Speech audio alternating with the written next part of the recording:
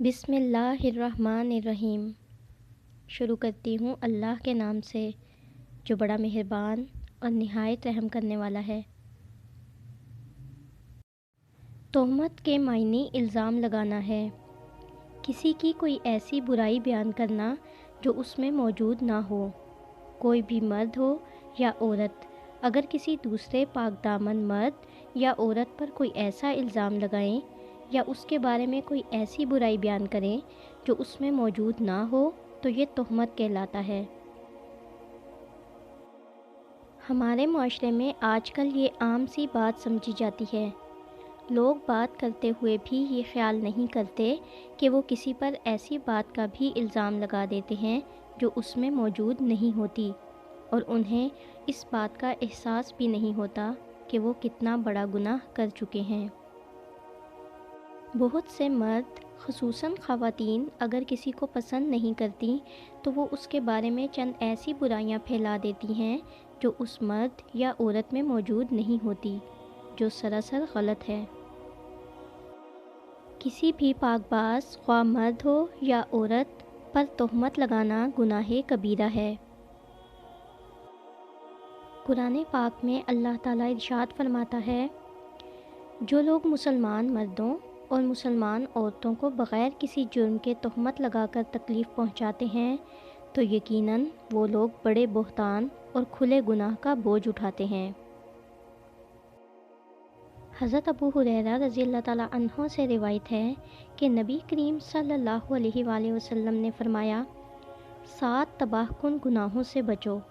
لوگوں نے پوچھا وہ کون سے گناہ ہیں؟ آپ صلی اللہ علیہ وآلہ وسلم نے فرمایا، اللہ کے ساتھ کسی کو شریک کرنا، جادو کرنا، کسی کو ناحق مار ڈالنا، سود کھانا، یتیم کا مال ہڑپ کر جانا، میدان جہاد سے بھاگ جانا، نیک عورتوں پر تہمت لگانا۔ کسی مضبوط پہاڑ کا اتنا بوجھ نہیں ہوتا جتنا بے قصور پر تہمت لگانے کا بوجھ ہوتا ہے۔ اللہ تعالیٰ قرآن پاک میں ارشاد فرماتے ہیں، جو لوگ پاک دامن با ایمان عورتوں پر تہمت لگاتے ہیں وہ دنیا و آخرت میں ملعون ہیں اور ان کے لیے بڑا بھاری عذاب ہے۔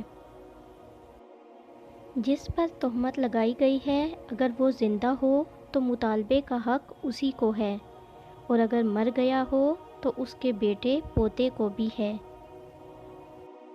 حضرت معاذ رضی اللہ تعالیٰ عنہ سے روایت ہے کہ رسول اللہ صلی اللہ علیہ وآلہ وسلم نے فرمایا، جو شخص کسی مسلمان کی عزت و آبرو کو منافق کے شر سے بچائے تو اللہ تعالیٰ قیامت کے دن ایک فرشتہ مقرر فرمائیں گے جو اس کے جسم کو دوزخ کی آگ سے بچائے گا۔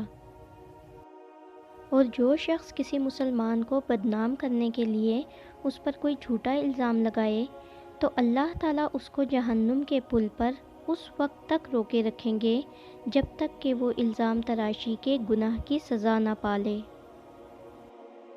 حضرت ابو ہریرہ رضی اللہ تعالیٰ عنہ سے روایت ہے کہ رسول اکرم صلی اللہ علیہ وآلہ وسلم نے فرمایا، کیا تم جانتے ہو کہ غیبت کیا ہے؟ صحابہ نے عرض کیا کہ اللہ اور اس کا رسول زیادہ جانتے ہیں۔ آپ صلی اللہ علیہ وآلہ وسلم نے فرمایا، کسی مسلمان کی پیٹھ پیچھے اس کے بارے میں ایسی بات کہنا جو اسے ناپسند ہو تو یہ غیبت ہے۔ ایک سائل نے عرض کیا کہ اگر وہ ناپسندیدہ بات اس کے اندر موجود ہو تو پھر؟